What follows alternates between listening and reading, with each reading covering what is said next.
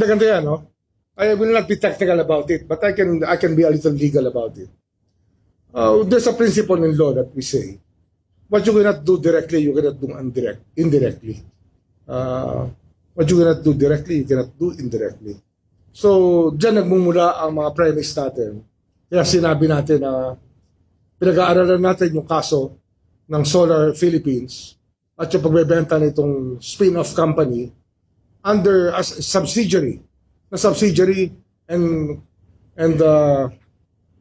intimately related to Solar Philippines. So yun eh. We have to look at it from that point of view.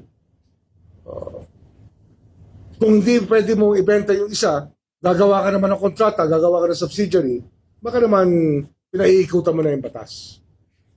It's common sense to all of us. Should be common sense to all of us na hindi dapat nangyayari yan. But anyway, that being the case, pinag-aaralan talaga namin yan. Kasi nga, hindi ito simple case lang ng violation of franchise. It goes deeper into the country's energy picture.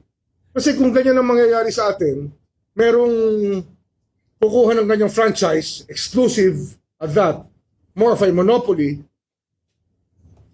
we will base our energy plan because of actuations of this company, which later on turned out to be very questionable. Siyempre, you have to examine the milieu. Tingnan mo yung nangyayari.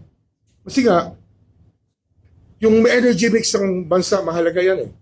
Dapat dyan, seryoso tayo dyan. Hindi ito laro lang.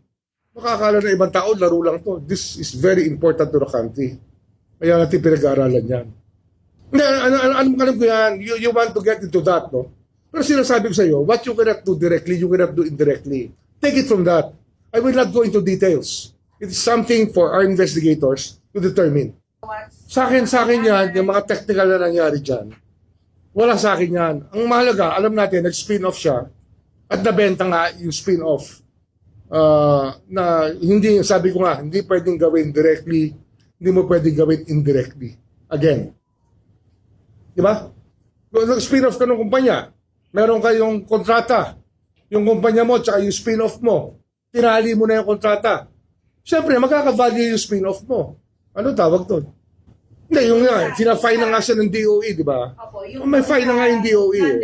Oo, siyempre, oo. Ano yan eh? All of these contracts are all vetted by the DOE and approved by them. It goes into the energy mix of the Philippines. It goes into the projection of our country's energy needs. Pag niloko-loko mo lang yan, pag hindi mo inayos, paano tayo? Dalawa yung pwede. Oo, kasi nga, monopoly nga yan eh. Monopoly na, virtual monopoly yan. Ang daming pinahirapan yan nung panahon na nandyan yan. Yung mga nagtatayo na solar noon, ayaw bigyan ng feed-in tariff. Kasi nga, monopoly nga yan eh. Nagkalintik-lintik tayo dyan.